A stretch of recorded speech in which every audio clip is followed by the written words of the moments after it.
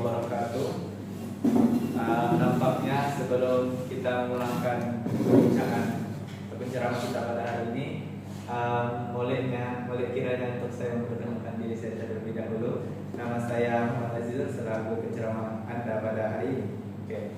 Hari ini topik kita akan bincangkan satu isu yang paling antara yang boleh dikatakan agak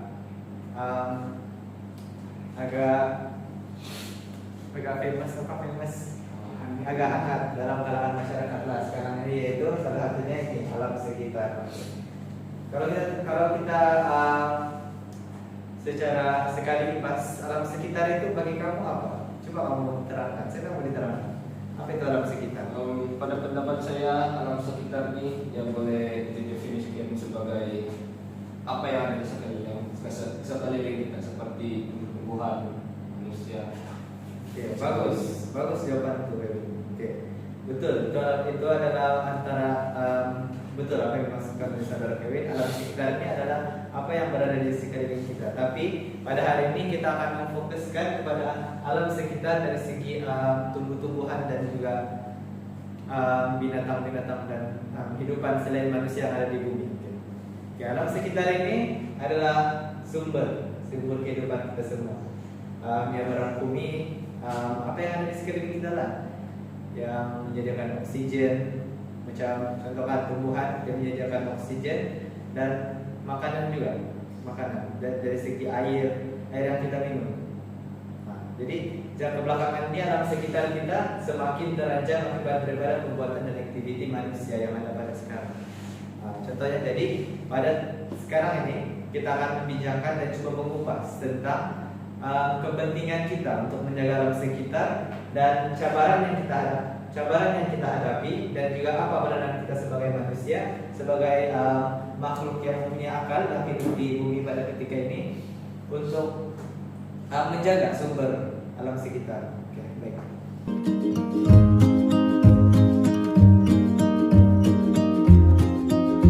Pertama sekali kita akan mengupas apa kepentingan memelihara alam sekitar. Oke. Sekilas apa kepentingan kamu rasa untuk kita jaga kita punya alam sekitar? Satu ya contoh. Kalau bagi pendapat saya rasa alam sekitar ni contohlah tumbuh-tumbuhan ni dia boleh memberikan kita macam membuka oksigen untuk kita bernafas. Itu sangat betul, Amirul. Oke. Yang pertama, kepentingan menjaga alam sekitar ini adalah dia dapat memastikan kelestarian kita. Apa yang dimaksudkan dengan kelestarian itu adalah kita punya kesejahteraan lah hidup kita dalam dengan alam. Jadi pemeliharaan alam sekitar ini adalah penting untuk memastikan kemampuan bumi untuk menyokong kehidupan selama bertahun-tahun yang akan datang, dengan mengurangkan sumber yang tidak boleh diperbaharui dan memelihara habitat yang rusak. Kita juga dapat memastikan generasi akan datang menikmati alam yang subur. Maksudnya, kalau kita tidak menjaga alam sekitar ini, mungkin kita pikir bila kita tidak menjaga ini adalah benda yang dimana benda itu tidak memberi impak kepada kita. Mungkin kita pikir begitu sekarang, tapi dalam masa yang sama kita juga perlu pikir bahwa alam sekitar ini sangat penting untuk kita, sebab itu tempat tinggal kita. Jadi sebagai manusia, untuk yang tinggal di berpijak di atas bumi ini, kita mestilah bertanggung jawab lah sebagai manusia.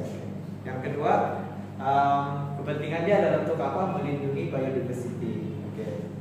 Berbagai spesies tumbuhan dan hewan tergantung pada alam sekitar yang sehat untuk kelangsungan hidup mereka. Jadi untuk macam kita pun manusia, kita bergantung dengan tumbuh-tumbuhan, bergantung dengan apa yang ada di sekeliling kita lah untuk kita mencari makanan, sama ada itu di darat ataupun di laut. Contohnya, macam kan kalau kita mencari makanan, banyak sayur-sayuran dan tumbuh-tumbuhan yang mungkin sekarang ini dia ditanam dekat tempat yang kira macam khas untuk tempat itu ditanam. Macam sayur-sayuran sekarang mungkin dorang buat ada kebun khas untuk memang dorang tanam benda itu untuk bekal untuk dibekalkan kepada pasaran. Tapi kalau kamu tahu sebelum ini tumbuh-tumbuhan semua sebelum adanya teknologi yang dimana untuk kita yang tempat khas tadi untuk menanam juga, sebelum ini tumbuh-tumbuhan ini ditumbuhin dekat hutan. Jadi coba kamu pikirlah, kalau macam contoh lah dari dulu ini tidak ada orang yang menjaga alam sekitar. Adakah kita dapat menikmatinya sekarang? Mungkin tidak kan? Mungkin ya dan juga mungkin tidak. Itu jadi itulah antara kepentingan dia. Dan yang ketiga adalah untuk apa? Kebajikan manusia. Sebab kebajikannya apa? Adalah macam kita punya dari segi lebih pada dari segi kita punya kesehatan dan juga itulah. Lepas itu alam sekitar ini menyumbang kepada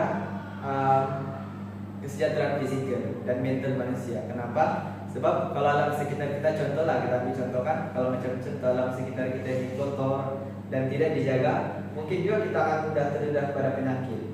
Jadi secara logiknya agak penting lah untuk kita menjaga alam sekitar ini, sebab dia sangat berkait rapat dengan kita.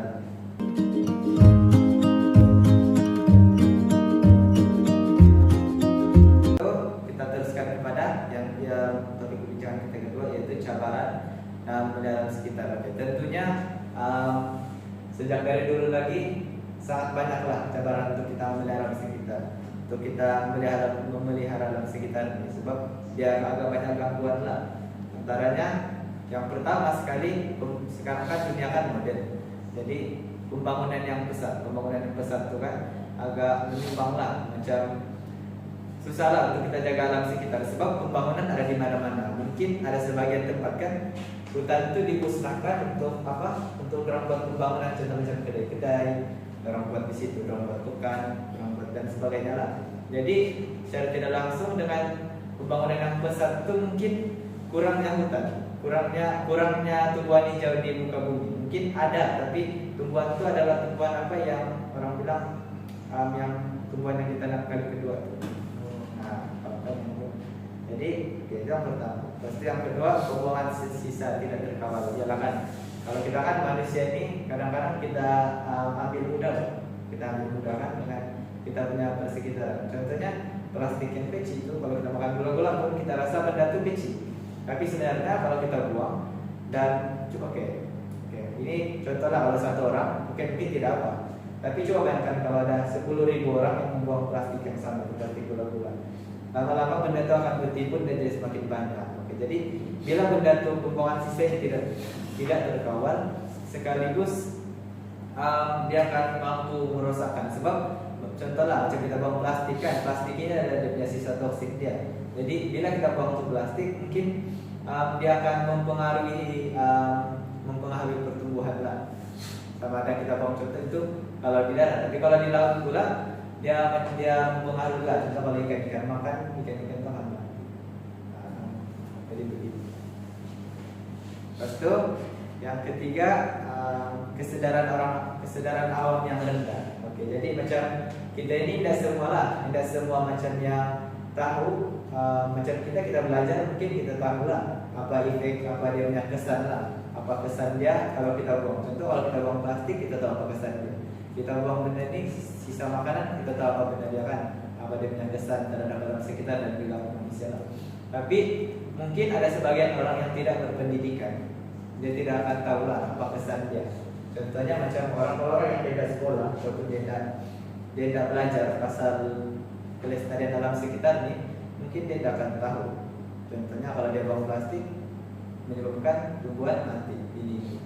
Jadi kurangnya pemahaman dan kesadaran ini, kurangnya pemahaman kesadaran masyarakat tentang kepentingan alam sekitar menyukarkanlah usaha-usaha memelihara alam sekitar ini. Coba bayangkan kalau di dunia ini hanya satu orang saja yang tahu tentang keburukan kalau kita tidak menjaga alam sekitar, dan dalam 10% itu 1% yang tahu, 9% lagi orang tidak tahu apa keburukan kalau orang tidak jaga alam sekitar. Jadi usaha untuk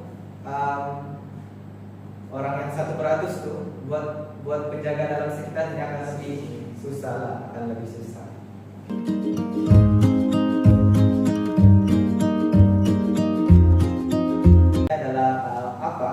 Kita punya peranan kita lah sebagai individu yang ataupun manusia yang tinggal di bumi lah, apa kita punya peranan. Jadi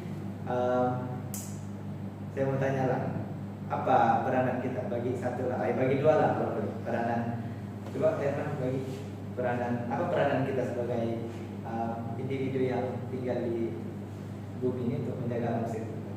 Apa yang kita boleh buat? Karena menjaga alam sekitar lah macam dengan membuat kerusakan tidak buang sampah. Oke, ada lagi?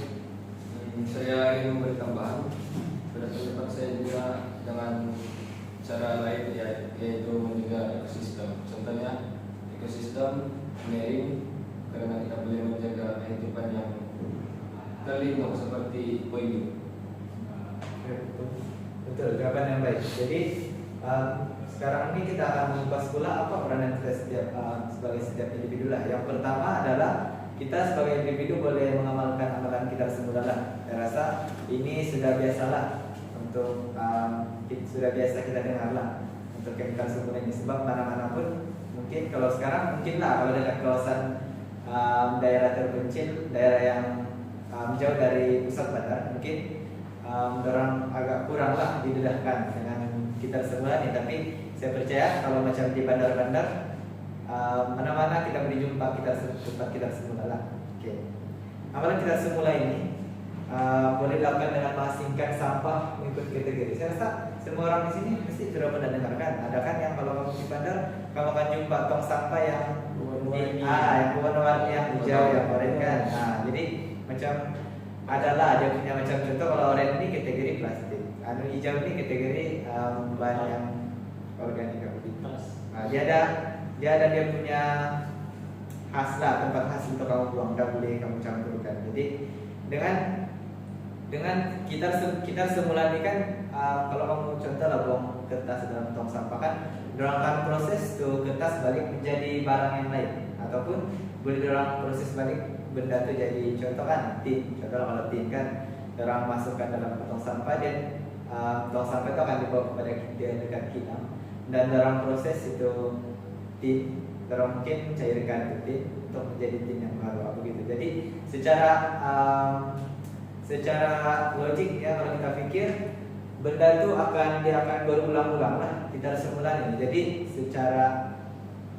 secara langsungnya tidak akan berlaku pembaziran ataupun tidak akan berlaku pembaziran lah. Sebab kalau kita buang saja itu sampah, pertama pembaziran, yang kedua adalah pencemaran. Sebab kalau sampah itu dibuang di sungai saja kan berlaku pencemaran sungai dan sebagainya. Jadi amalan kita semula ini sangat penting lah untuk kita amalkan di mana-mana pun kita berada lah. Sebab dia mampu lah untuk membantu kita punya alam sekitar ini sudah terjaga. Yang kedua adalah jimat tenaga. Oke, macam yang kamu tahu tenaga ini ada apa sih yang kamu tahu tenaga? Tenaga macam elektrik, betul? Tenaga surya dan macam-macam lagi.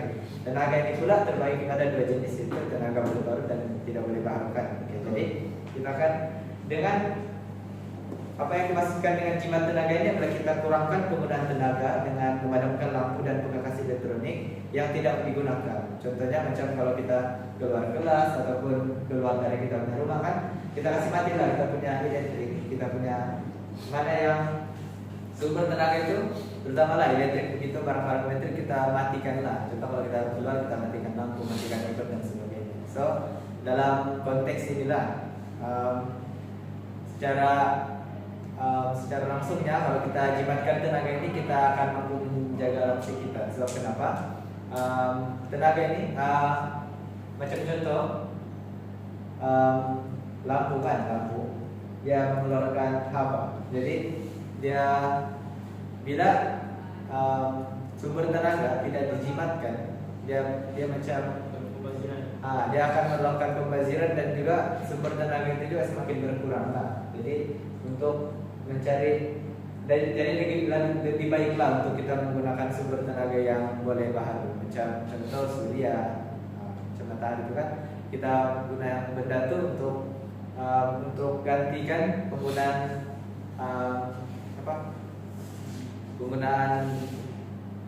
elektrik. Gitu. Oke. Seterusnya kita boleh lakukan juga cara untuk kita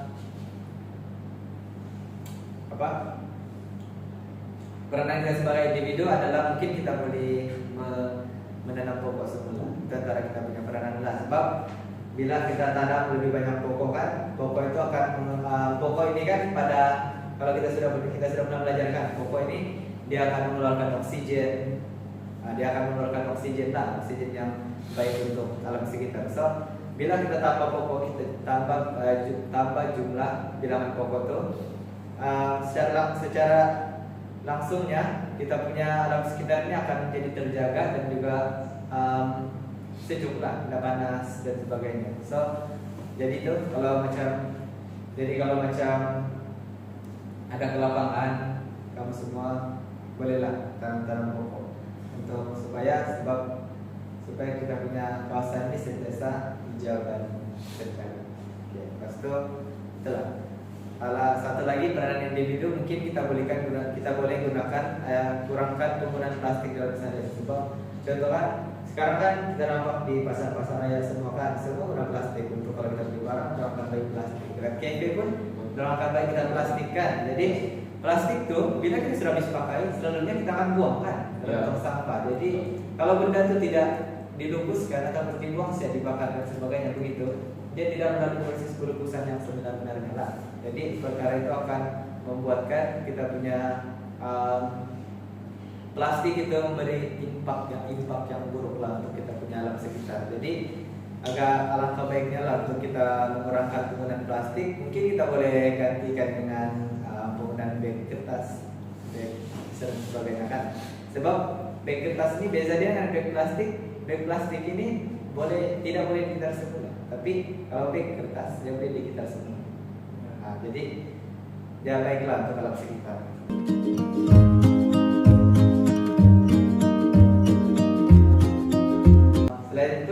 Selain kita punya individu, apakah amalan kita seharian untuk menjaga alam sekitar? Kamu rasa amalan yang baik itu apa untuk kita jaga alam sekitar kita ini lah? Seperti pada pendapat saya kita boleh mengurangkan penggunaan alatan elektronik yang melepaskan gases. Contohnya pengawet ini. Betul, jawabannya baik Kevin. Jadi untuk senang kita paham, kalau lah contoh kan bagi satu situasi kan, macam kalau kita di campus kan, selalunya kita akan guna poster, bas misalnya. Jadi bas itu akan mengeluarkan karbon dioksida, yang gas karbon dioksida lah, yang tidak baiklah untuk alam sekitar. Jadi sekarang kita ada beberapa pilihan mungkin. Antara amalan yang kita boleh buat dalam kita punya kehidupan seharian adalah kita gunakan pengangkutan lestari. Siapa tahu apa itu pengangkutan lestari? Pernah dengar nggak pengangkutan lestari?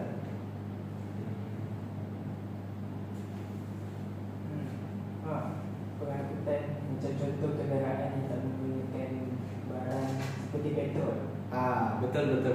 Mungkin seperti kereta elektrik. Betul tuh Kevin. Tapi untuk di Malaysia kereta elektrik mungkin agak kurang lah, dan juga harganya sedikit boleh dikatakan mahal lah. Jadi untuk kita mendapatkan kendaraan seperti kereta elektrik itu kan agak mungkin untuk yang tidak kurang berkemampuan mungkin agak sukar lah. Tapi selain kita ada beberapa pilihan, mungkin kita boleh guna basikal di campus.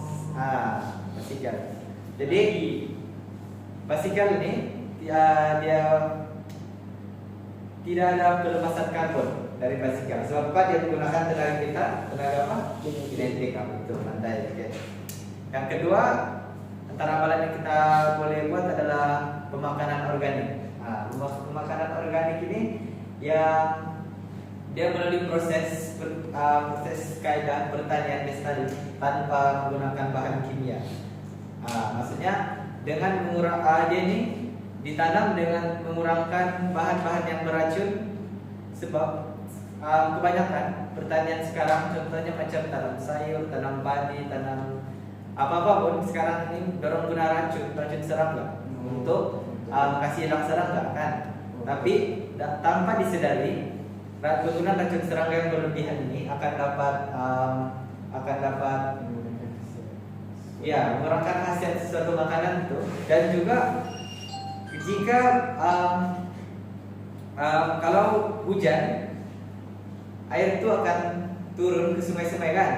Nah, jadi dia akan membuatkan sungai itu tercemar. Jadi penggunaan kita boleh menggunakan pemakanan organik nih untuk kita boleh tanam ini tumbuhan-tumbuhan organik nih di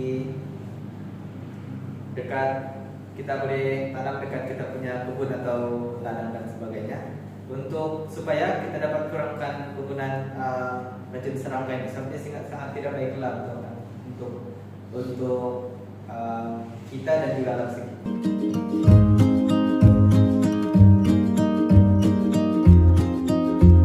Oke. Seterusnya adalah kita beralih pula kepada apakah peranan kerajaan. Kalau tadi sudah kita bincang tentang peranan individu. Jadi sekarang ini kita membincang pula apakah peranan kerajaan dalam menjaga undang-undang ini. Sebab kan dalam setiap negara dia ada kerajaan dia masing-masing lah. Mungkin ada kerajaan yang menumpukan dalam bidang pembangunan, ada kerajaan yang menumpukan dalam bidang perikanan, ada juga yang dalam sumber tenaga, minyak dan sebagainya kan. Tapi agak jarang untuk negara yang menjaga alam sekitar dia dengan cermat. Oke, jadi antara langkah yang kerajaan boleh buat untuk menjaga alam sekitarnya adalah melalui penguatkuasaan undang-undang.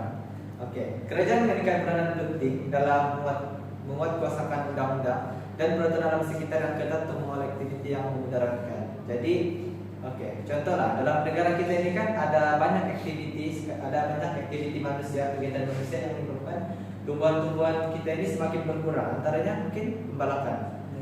Mungkin pembalakan dan mungkin juga pertanian kan, sebab ada kawasan yang terpaksa dimusnahkan untuk kawasan pertanian, dan juga mungkin pokok-pokok semua diambil untuk aktiviti pembalakan. Kalau dekat tempat saya ada beberapa aktiviti, ada beberapa tempat kawasan yang dorong menjadikan itu sebagai satu tempat untuk dimana dorong kumpul kayu dari satu tempat dikumpul di situ dan diantar mungkin ke daerah lain seperti Tawau dan juga mungkin keluar negara dan sebagainya. Sebab jadi hal ini penebangan hutan ini saya dapat lihat dekat tempat itu dia macam ada satu lambakan kayu yang sangat banyak lah. Jadi saya ada terfikir macam mana orang dari mana orang dapat itu kayu-kayu kan. Nah, jadi dalam masa yang sama juga saya terfikir apa impactnya alam sekitar kan. Jadi secara realitinya kalau kita dapat lihat sekarang keperluan kayu mungkin dari luar negara untuk menghasilkan kertas ataupun dari segi produk dijadikan produk kecantikan ataupun untuk bahan-bahan dijadikan seperti papan dan perabot dan sebagainya.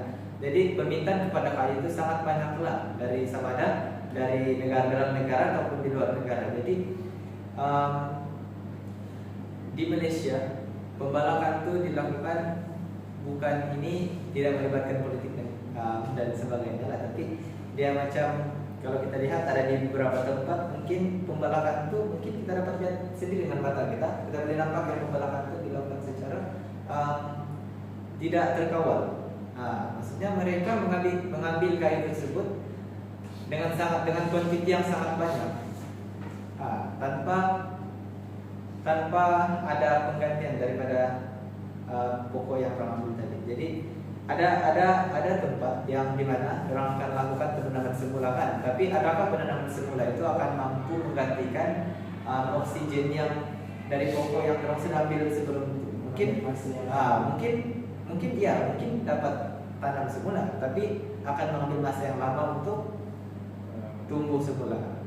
Jadi itulah. Jadi peran kerajaan dalam menguatkuasakan undang-undang contohnya mengurangkan ataupun mengurangkan aktiviti pembalakan lah dekat contohnya melakukan penebangan terpilih dan sebagainya. Orang boleh ambil yang kayu-kayu besar, tapi mungkin orang tinggalkan kayu yang sederhana besar. Untuk apa? Untuk menghadkan lah, untuk untuk menghantarkan pengeluaran kayu itu, sebab dia sangat memberi impak lah. Oke. Lepas itu yang kedua mungkin di sekolah-sekolah boleh menerapkan pendidikan alam sekitar, sebab melalui program, contohnya kita boleh kita boleh buat pendidikan alam sekitar ini, kita boleh sebarkan melalui program pendidikan dan kesadaran awal. Jadi melalui program ini, kerajaan dapat menyebarkan pengetahuan dan kebenaran berkaitan alam sekitar kepada rakyat lah, sebab macam tadi kita bincang mungkin tidak semua tahu kan. Jadi melalui program ini mungkin rakyat ataupun penghuni di kawasan di negara kita sendiri akan tahulah apa kesan kalau kita tidak jaga, kalau kita merosakkan alam sekitar, apa dia punya, apa kita punya langkah-langkah untuk menjaga alam sekitar dan sebagainya. Jadi melalui program alam sekitar ini sangat penting lah.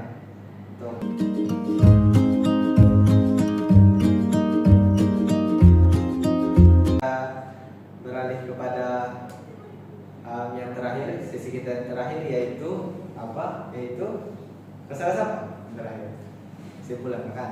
Kesimpulan. Kesimpulannya, menjaga alam sekitar ini adalah tanggung jawab kita sebagai manusia. Sebab pembelajaran alam sekitar ini adalah tanggung jawab kita bersama setiap warga negara, bukan saja di negara ini, negara kita Malaysia ini, tapi mungkin di negara luar juga.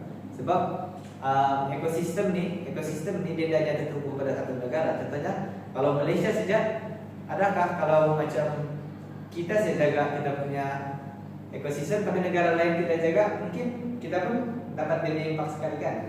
Sebab contohlah pemanasan global kan, dia mesti semua negara saling menjagalah antara satu sama lain. Sebab dekat, contohlah pemanasan global ini impaknya apa? Dia akan mencarikan Malaysia lah, dia akan mencarikan Indonesia. Jadi dia akan menyebabkan peningkatan paras air laut. Jadi bila ada negara yang mungkin terlalu banyak daripada pembangunan, dia tidak secara langsung tertumpu pada alam sekitar, dia akan menyebabkan meningkatkan suhu lah. Jadi suhu yang tinggi itu akan menyebabkan kita punya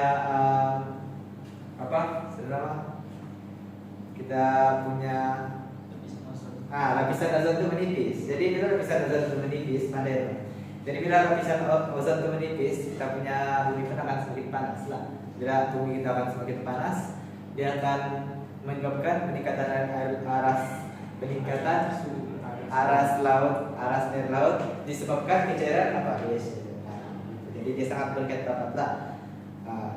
Jadi melalui usaha kita punya usaha yang bersatu padu nih, kita akan dapat mengatasi cabaran alam sekitar dan mewariskan satu dunia yang lebih hijau dan lestari untuk generasi akan datang. Jadi dengan komitmen kita yang berterusan ini, kita akan dapat memastikan alam sekitar yang sehat, lestari untuk jangka masa panjang, untuk masa depan yang lebih hijau, bersih, mempan. Begitulah. Jadi kesimpulannya di sini, kita sebagai manusia, sebagai makhluk yang berakal yang duduk di bumi ini, kita kena bijaklah dalam merancang strategi macam mana jaga alam sekitar. Sebab kita pun ada pikiran kan, kita tahu apa impaknya kalau kita tidak jaga alam sekitar. Jadi saya rasa saya teruskan pada sisi soal jawab. Mungkin ada yang mau tanya tentang, kan kita sedang berbincang mengenai alam sekitar. Jadi boleh bagi misalnya pihak kerajaan atau bukan kerajaan yang boleh terlibat dalam pengurusan alam sekitar ini. Mungkin kita dari segi macam kerajaan, mungkin sekarang barang agak kita boleh kira lah berapa dia punya. Sebab kerajaan ini selalunya kadang-kadang dia menumpukan kepada ekonomi je. Bukan macam apa-apa, tapi dia macam orang lebih sibuk kepada pembangunan. Jadi akan ada juga yang menguruskan tentang alam sekitar ini, mungkin lebih pada NGO dan sebagainya. Mungkin ada persatuan. Jadi sedangkan saya lah sebagai ahli juga dalam kelestarian alam sekitar ini kan, kami ada akan ada persatuan. Saya cadangkan untuk lebih banyak persatuan yang ditubuhkan untuk menjaga alam sekitar ini agar alam sekitar ini banyaklah dia punya sebaran tentang ini, tentang mungkin dengan wujudnya persatuan itu mungkin bolehlah dibuat banyak program dan sebagainya di merata tempat di seluruh negara untuk kita menjaga alam sekitar ini lah. Saya rasa itu belum menjawab masalahnya. Terima kasih. Terima kasih lah untuk ceramah untuk hadir pada hari ini di ceramah kita pada hari ini. Mungkin kita boleh tutup ceramah ini dengan tasbih kifarah dan surah keras. Assalamualaikum warahmatullahi wabarakatuh.